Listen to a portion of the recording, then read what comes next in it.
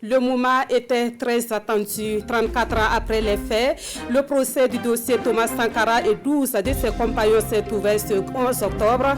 Ambiance de premier jour de ce procès, réaction et découverte de 12 autres compagnons d'infortune du président Sankara. Autant de sujets à suivre dans ce journal qui consacre une large page à ce fait du jour. Dans l'actualité également, le Burkina Faso et la Fédération Saint-Christophe et Nevis entretiennent désormais des relations diplomatiques.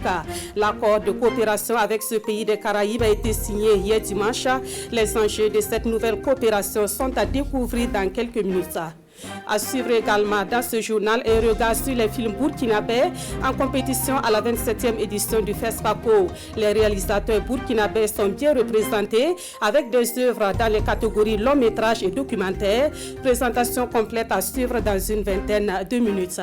Et puis en actualité sportive, les étalons du Burkina Faso ont battu ce soir les requins de Djibouti par le score de 2-0 dans le cadre des éliminatoires de la Coupe du Monde.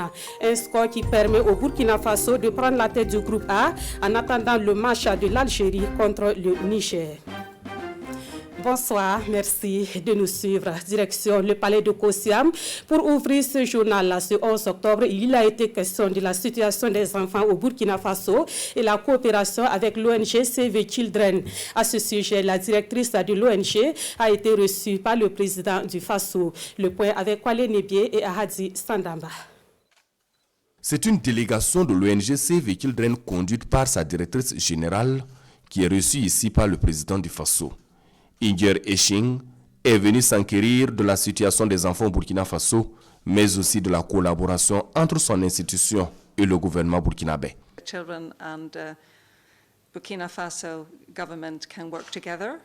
Nous avons évoqué les actions actuelles, les acquis et les défis qui restent à relever.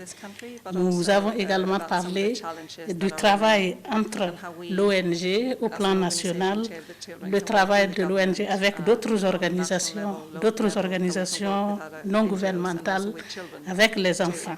Nous avons également évoqué les questions liées à la santé et à la nutrition et au mariage des enfants.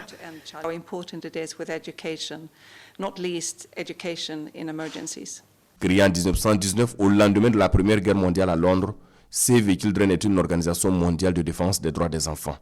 Elle est présente dans 120 pays dont le Burkina Faso, où elle intervient dans cette région sur les 13.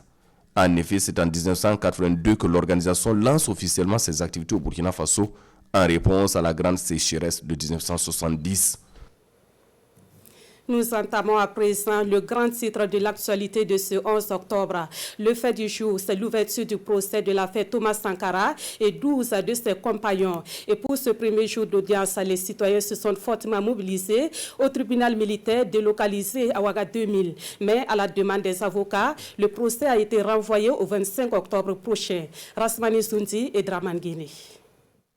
L'engouement est fort au tribunal militaire délocalisé ici à la salle des banquets de Ouaga 2000. Des files interminables. Mais chacun doit montrer patte blanche dès 8h30, salle comble. Ceux qui sont encore dans les rangs sont invités à démobiliser. Ils ont intérêt à venir à dire la vérité, à dire ce qui s'est réellement passé. Et le peuple leur en sera gré. Et ça, c'est extrêmement important. C'est un procès très pédagogique. Si notre Thomas est mort, d'autres sont morts. Qu'est-ce qu'on va faire? C'est la pédagogie. Et surtout rétablir la sincérité pour qu'on nettoie un peu toutes les salissures qu'on a passées sur la personne et la morale de Thomas après son décès. À l'intérieur, les choses vont très vite. Le président de la chambre de première instance passe à l'appel nominal des 14 accusés. Blaise Compaoré et Yacine Kafando ne répondent pas à l'appel. Ils sont tout simplement absents à l'audience et ne sont pas non plus représentés. Dans une ordonnance prise sur place, le président leur donne 10 jours pour se manifester. Au cas contraire, ils seront jugés par contumace. Les 12 autres accusés sont tous présents avec en tête le général Gilbert Guinguéré. Il y a 4 autres accusés dont l'action s'est éteinte avec la mort. Maintenant, place à la deuxième étape, la composition du tribunal militaire. Le président Urbain Meda et sa conseillère sont désignés au préalable. Les 3 juges assesseurs militaires sont à désigner sur place parmi les officiers. La recherche dans les rangs des officiers généraux s'est montrée infructueuse. C'est dans le groupe des colonels que les 3 juges militaires sont désignés. Le colonel-major Brema Ouedraogo, l'intendant-colonel-major Alfred Somda et le colonel de gendarmerie Saturne Poda se joignent aux 2 juges professionnels pour connaître du dossier après une prestation de serment. 20 000 pages de dossier sont à étudier pour que jaillisse la vérité. Des avocats commis d'office demandent plus de temps pour prendre connaissance des pièces qui ne leur est communiquées que le 1er octobre dernier. Le président du tribunal accède à la requête. L'audience est suspendue et reprend le 25 octobre prochain. À l'ouverture du procès et au cours des débats, certains avocats ont opiné sur la possibilité d'enregistrer ce procès qualifié d'historique. À ce sujet, la partie civile et le parquet sont favorables, mais la défense a dit son opposition. Conséquence, le tribunal a interdit l'enregistrement du procès. Nous suivons les réactions des avocats au micro de Rasmani Zoundi et Draman Guéni. C'est regrettable. C'est même très grave parce que la loi, contrairement à ce que le tribunal a visé comme disposition autorisant donc de ne pas permettre d'enregistrer, il y avait pourtant d'autres dispositions dans notre code de procédure pénale qui prévoient qu'on puisse enregistrer les débats au cours d'un procès. Ça, c'est sur le plan purement légal. Alors sur le plan même des archives, ce procès, on l'a attendu depuis 34 ans. Et aujourd'hui, dire de ne pas enregistrer ce procès, c'est comme si finalement on veut que ce procès tombe dans l'oubli. Et là, c'est vraiment très grave. La veuve Sankara, vous pensez que sa préoccupation, c'est des enregistrements pour partir? Elle veut savoir qu'est-ce qui s'est passé, pourquoi mon mari a été tué, c'est ce qui la préoccupe. Donc allons-y au lieu de vouloir créer des incidents de procédure qui vont retarder encore la procédure. Voilà, et je félicite le juge pour sa clairvoyance parce que nos clients n'allaient pas parler si on devait enregistrer. Nous étions déçus parce que nous espérions tous, burkinabés, je pense même de par le monde entier que pour l'histoire, on aurait dû peut-être enregistrer ce procès historique comme tout le monde le reconnaît, mais la décision a été prise par le tribunal et nous en prenons acte. Vous le savez, le procès de l'affaire Thomas Sankara débute dans un contexte où la question de la réconciliation nationale est d'actualité au Burkina Faso. Et pour le ministre en charge de la question, tout doit se faire selon le triptyque vérité, justice, réconciliation. Je vous propose d'écouter le ministre d'État Zéphirin Diabré qui s'exprime au micro de Bernard Combelem et Sébastien Zongo. C'est d'abord le lieu de se féliciter de ce que ce sera l'occasion de savoir la vérité, mais qui est une des vérités que nous aurons à chercher à savoir sur l'ensemble des crimes de sang qui ont émaillé notre histoire et sur aussi d'autres affaires. Vous savez bien que la réconciliation est basée sur le triptyque vérité, justice, réconciliation. La justice est indépendante, mais on ne peut que se réjouir lorsque, par un acte comme ça, elle permet d'avoir donc une meilleure connaissance de la vérité. Et cela avec les présomptions d'innocence qui sont de règle en la matière, là, puisque tant que la justice n'a pas tranché, on ne peut pas dire s'il y a un coupable et qui est le coupable. Mais au moins, un procès est l'occasion donc de connaître les circonstances de ce nombre de faits. C'est aussi le lieu pour moi de rappeler à tous ceux qui nous critiquaient au début donc, du processus-là, de se rendre compte par eux-mêmes que cette réconciliation n'a rien à voir avec du mouta-mouta. Vous voyez, on a lu sur les réseaux sociaux ici un certain nombre de commentaires acerbes qui disaient que la réconciliation avait pour le but de faire en sorte qu'on puisse avoir des arrangements, etc. Tout le monde voit bien que ce procès, donc, qui est un des éléments importants donc, de l'ensemble du processus-là, est en train donc, de se dérouler. Mais c'est une occasion de connaître la vérité et ce ne sera pas la seule ni la dernière. Il y a eu dans notre histoire politique récente, principalement à partir du début des années 80, il y a eu un certain nombre de faits dramatiques, dont des crimes de sang, voilà, qui ont émaillé toute cette période-là jusqu'à l'insurrection populaire, qui appellent à un exercice de vérité. Voilà, il faut que l'on sache ce qui s'est passé. Et le forum qui va avoir lieu d'ailleurs au mois de janvier va se poser la question de savoir qu'est-ce que nous devons faire pour que sur l'ensemble de ces événements dramatiques-là, de ces hommes et ces femmes qui ont été assassinés, tués, ou dont les droits ont été violés, et sur aussi d'autres questions, qu'est-ce que l'on peut faire pour qu'il y ait la vérité, éventuellement la justice, s'il n'y a pas d'obstacle juridique, avant qu'on y ait la réconciliation dans le respect du triptyque vérité, justice et réconciliation. Et dans ce procès pour des faits qui se sont déroulés il y a 34 ans, la principale victime dont on parle souvent est le président Thomas Sankara. Mais en rappel, elles étaient 13 personnes à être tuées le 15 octobre 1987. Les 12 compagnons d'infortune du président Sankara sont 4 civils et 8 militaires. Mais qui étaient-ils réellement? Réponse avec Bernard Kombelem et Sébastien Zongo. Parmi les 12 compagnons d'infortune du président Thomas Sankara, 4 sont des civils. Paulin Babou Bamouni, écrivain et journaliste, docteur en sciences de l'information et de la communication, il était directeur de la presse présidentielle, mort à 37 ans. Bonaventure Compaoré est mort à 31 ans. Il était membre du secrétariat permanent du CNR, le Conseil national de la Révolution, et conseiller des affaires sociales du président Sankara. Frédéric Ganouaga Kiemde, conseiller juridique auprès du CNR, mort à 29 ans. Le maître assistant de philosophie Patrice Zagré, directeur des études de l'Académie militaire Georges Namoiano de Pau, est mort à 35 ans. Les 8 autres personnes tombées sous les balles avec le père de la révolution burkinabé sont des militaires. Il s'agit des gendarmes Emmanuel Bationo et Patenema Souré, de l'adjudant Christophe Saba, secrétaire permanent du CNR, du sergent Amadou Savadogo, du caporal Der Somda. Les 3 derniers sont des soldats de première classe, Abdoulaye Gouem, chauffeur du président Sankara, Noufou Savadogo et Walilai Ouedraogo. Voilà ce que l'on pouvait dire ce soir sur le procès de l'affaire Thomas Sankara qui a débuté ce 11 octobre et renvoyé au 25 octobre prochain par le tribunal militaire de Ouagadougou.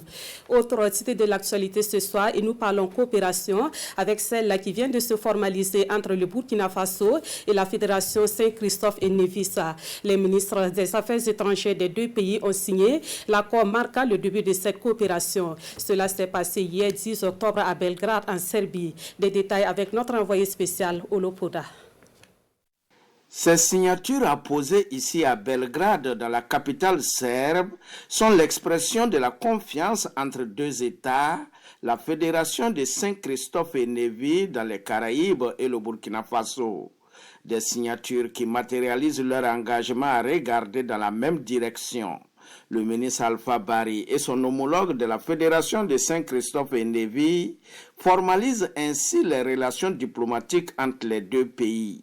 Ces documents paraphés obligent les 2 États au respect des obligations découlant de leurs accords. Le ministre avec qui nous avons déjà des contacts directs nous a soutenus dans le cadre de vote pour certains de nos compatriotes au niveau international. Le premier acte que nous avons posé de façon concrète, c'est l'exemption des visas sur tout type de passeport entre nos 2 pays. C'est un important accord qui va permettre à nos populations de se déplacer librement entre nos 2 pays. Considérant aussi les Caraïbes comme faisant partie de l'Afrique, il était temps et important que nous signions des accords de coopération entre nous Africains. Avec une population estimée à plus de 53 000 habitants, la Fédération de Saint-Christophe et Nevis dans les Caraïbes s'étend sur une superficie de 260 km² et a une économie essentiellement tournée vers le tourisme, la construction et les services financiers. Et cet accord d'établissement des relations diplomatiques est un pas vers le partage d'expériences pour le renforcement des liens commerciaux, socio-économiques et culturels au bénéfice de leur population. En actualité politique, le Parti progressiste uni a clos hier son congrès extraordinaire. Thème de ce congrès, les enjeux et les grands défis politiques. Quelle stratégie pour le PUR? Les participants souhaitent une restructuration du parti tout en apportant leur soutien aux forces de défense et de sécurité ainsi qu'aux volontaires pour la défense de la patrie. Le compte rendu de Nongba Kouda et Sekou Zongo. Voici le nouveau bureau exécutif national du Parti progressiste uni pour le renouveau PUR. Au nombre de 48, ils ont désormais la charge de conduire le parti.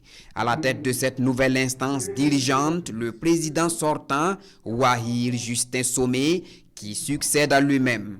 Le nouveau bureau ainsi installé, les congressistes attendent de lui la restructuration et la redynamisation du parti pour répondre aux défis de l'heure, notamment les élections municipales de 2022. Après les consultations, l'idéal que j'ai pour ce parti que nous avons ensemble créé a été plus fort. Donc, vous comprenez, donc il n'y a pas eu de faux départ. Et ensuite, quand je soumettais ma démission à mes camarades, je m'étais dit qu'il y a d'autres hommes qui peuvent remplacer. Il faut une alternance à la tête de nos partis. Parce que souvent, nous demandons l'alternance à la tête de nos États. Or, la culture de l'alternance n'est pas même au sein de nos partis. Comment voulez-vous que si les partis ne sont pas formés, éduqués à l'alternance, à la tête de nos États, nous ayons l'alternance? Donc le PUR ici a voulu donner une leçon à toute l'opinion nationale et internationale qu'il est possible que les dévanciers qui ont créé le parti puissent se retirer pour que d'autres puissent continuer. Message reçu 5 sur 5 et le nouveau bureau exécutif national promet également développer des initiatives pour consolider les acquis du parti. Tout en s'inclinant devant la mémoire des victimes du terrorisme, les puristes expriment ici leur soutien indéfectible aux forces de défense et de sécurité et aux volontaires pour la défense de la patrie engagés dans la lutte contre le terrorisme. Dans l'actualité également, une délégation du Conseil consultatif de l'Union africaine sur la corruption est en séjour à Ouagadougou. Elle est là pour évaluer la mise en œuvre de la Convention de l'UIA sur la prévention et la lutte contre la corruption au niveau du Burkina Faso. La mission permettra de déceler les lacunes à combler pour parfaire le dispositif juridictionnel de lutte contre le phénomène au Burkina. Moussa Ouedraogo et Oumou Sissé.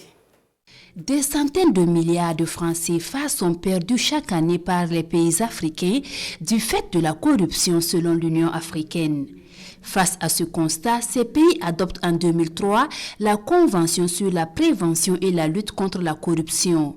Une convention ratifiée par le Burkina Faso le 29 octobre 2005 et qui le soumet à une évaluation périodique de son dispositif juridico-institutionnel de lutte contre la corruption. Nous sommes là pas pour juger, mais nous sommes là vraiment pour apporter nos soutiens techniques aux responsables nationaux de la lutte contre la corruption, ensuite pour recueillir les bonnes pratiques du Burkina. De bonnes pratiques, le Burkina Faso en a enregistré ces dernières années, ce qui lui a permis d'avancer dans le combat contre la corruption.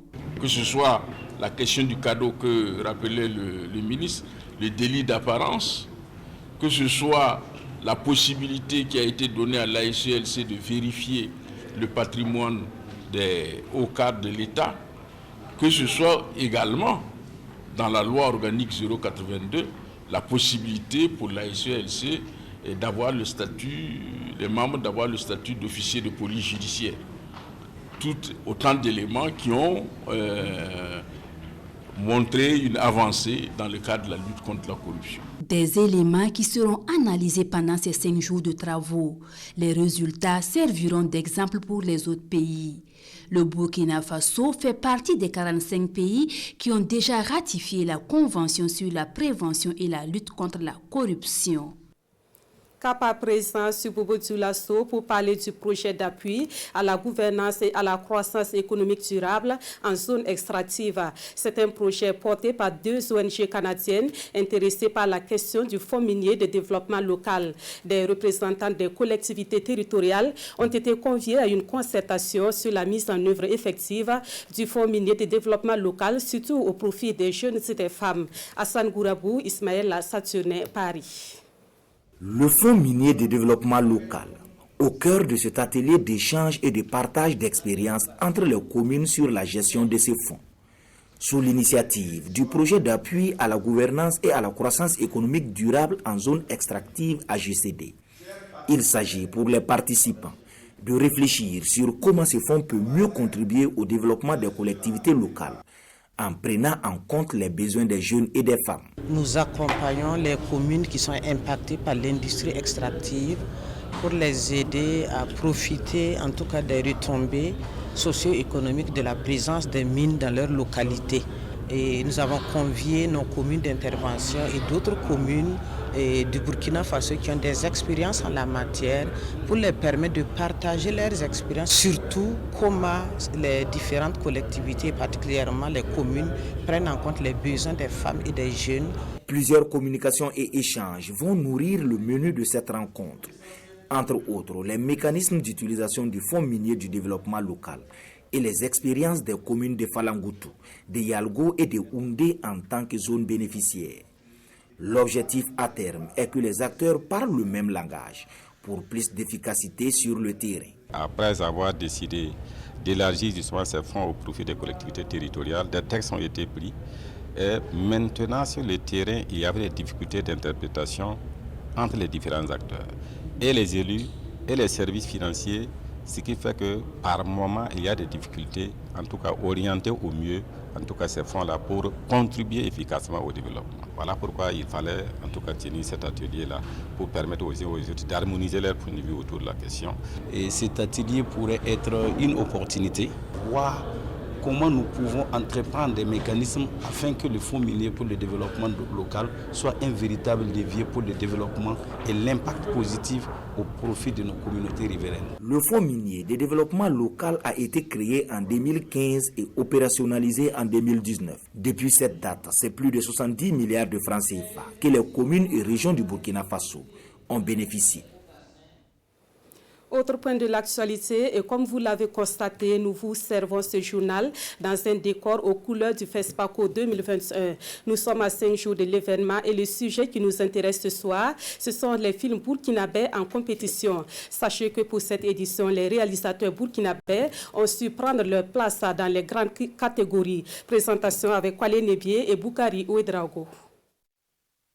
Le Burkina Faso est bien représenté dans la sélection officielle de cette 27e édition de la Biennale du cinéma de Ouagadougou.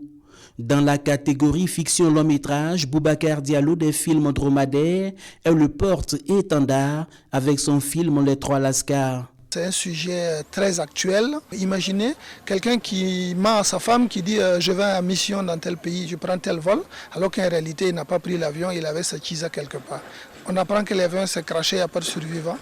Comment est-ce qu'il revient à la vie? C'est une histoire de 3 amis pris dans leur propre piège, une comédie tournée en 6 semaines avec des comédiens burkinabés et aussi des têtes d'affiche du cinéma ivoirien. Ces 3 lascars, ils méritent une bonne leçon. Vous avez tellement peur de vos femmes que vous pissez dans votre froc? Ta gueule, Patrick! Pourquoi est-ce qu'on n'a pas évité nos femmes, mais plutôt nos kisas? On est morts! Dans la catégorie documentaire long-métrage, les couleurs du Burkina sont défendues par Moumouni Sanou avec son film Gaderi Nocturne.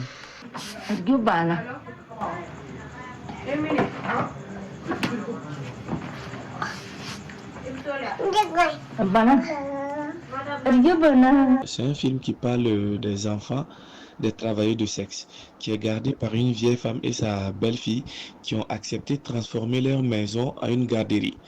Donc imaginez, voilà, ces personnes, ces travailleurs de sexe communément appelés les prostituées, sont tellement mal vus, alors que c'est un phénomène qui existe partout dans le monde entier. Et l'arrière-plan, c'est quoi? C'est ces personnes aussi, ce sont des mères. Ce sont des mères, c'est des femmes qui aiment leurs enfants, qui s'occupent aussi de leurs enfants. Un documentaire tourné pendant près d'1 mois à Bobo Dioulasso. Maman?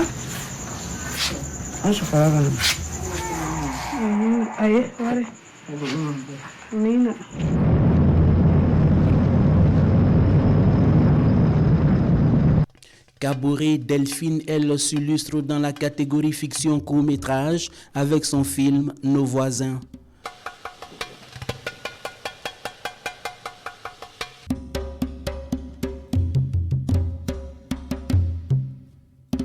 Nos voisins racontent l'histoire de 2 jeunes garçons qui sont arrivés dans un quartier comme ça, qui participent aux activités du quartier, etc. Et qui un jour comme ça se lèvent pour aller attaquer une école. Bon, juste pour dire aux gens de faire attention parce que généralement les gens qui nous font du mal, ne viennent pas vraiment de très loin. Les voisins et Delphine Kaboré, c'est une histoire qui a démarré depuis 2019 lors d'un atelier intitulé 7 jours pour un film. Dans cette même catégorie, une autre réalisatrice burkinabé, Karine Bado, qui nous vient avec son film Zalissa. Zalissa est l'histoire en fait d'une petite fille de la classe de CM1 qui, les soirs au retour d'école avec son petit frère, elle aide sa maman en partant vendre des arachides, parfois des yams, et son frère c'est des œufs, des lotus, un peu comme ce qu'on voit souvent dans la rue. Vouloir paraître comme ses copines qui s'adonnaient à un autre rythme de vie, c'est de là que tout bascule pour la petite Zalissa.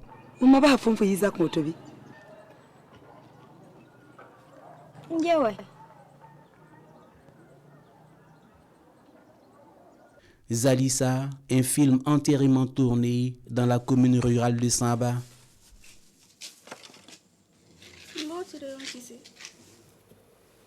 Ma ville en peinture, c'est un nouveau concept à développer dans le domaine de l'art plastique par Adjaratou Ouedraogo. C'est une initiative qui a permis aux habitants de certains quartiers de la capitale de s'essayer à la peinture. Et parmi les amateurs, l'épouse du président du Faso, dont l'œuvre et celle des autres ont été présentées au cours d'une soirée. Nous voyons cela avec Vincent Tchendrebego. C'est une exposition à ciel ouvert. Des œuvres d'art données à voir au public. Ces tableaux sont peints par le public ouagalais, des artistes en herbe qui se sont essayés à la peinture dans le cadre du festival itinérant Ma ville en peinture. Samba a reçu le festival. Donc j'ai voulu comme ça rendre hommage aux forgerons et au monde de l'agriculture et tout. Voilà. Nous avons voulu, à travers le présent tableau, rendre hommage au cinéma burkinabé. Alors nous voyons donc une caméra qui filme et puis il y a le drapeau burkinabé qui symbolise la nation qui organise donc le FESPACO. Et il y a le rond-point des cinéastes qui représente le cinéma africain. Ma ville en peinture est une très bonne initiative, on a trouvé en tout cas. Donc nous avons donc décidé d'apporter notre touche. C'est elle l'initiatrice du festival Adjaratou Ouedraogo. Pendant des jours, elle fait le tour de plusieurs quartiers de la capitale, érige un atelier dans l'espace public où les populations viennent peindre leurs tableaux. Enfants, adultes, des anonymes mais aussi des personnalités comme Sika Kaboré se sont prêtés au jeu. Sur cette toile, il y a la première dame, il y a l'ambassadeur de France, il y a le DG du BBDA. La première dame a fait Ma ville en peinture. Au début, les gens étaient un peu sceptiques, mais après, j'ai vu que ça les intéressait. Beaucoup venaient, je leur donnais les pinceaux et payaient. Et je me suis rendu compte qu'en fait, les gens s'intéressent à ce qu'on fait. Juste qu'il faut qu'on parte vers la population. Et puis voilà, je pense que c'est ce que j'ai voulu faire à travers mon projet Ma ville en peinture. Et je suis super contente. Il y a beaucoup qui parlent de mariage forcé. Il y a beaucoup de thèmes qui sont sortis, l'excision. On découvre tous ces gribouillis là qu'on a fait tout autour de toute la semaine et puis on voit que ça ressemble maintenant à quelque chose parce qu'il y a aussi quelques professionnels qui étaient autour et puis qui ont essayé d'encadrer ça. C'était très très enrichissant comme expérience. Selon l'organisatrice de Ma ville en peinture, les œuvres ainsi collectées seront distribuées à des structures comme la mairie de Ouagadougou pour la décoration de certains espaces publics. En actualité sportive, les étalons ont battu ce soir les requins de Djibouti dans le cadre des éliminatoires de la Coupe du Monde. Une victoire de 2-0 qui permet au Burkinabé de prendre la première place du groupe A. Une place provisoire en attendant le résultat du match Algérie-Niger qui va se jouer demain. Le résumé avec Mahamadi Ouena. Victoire des étalons, mais laborieuse pour cette rencontre.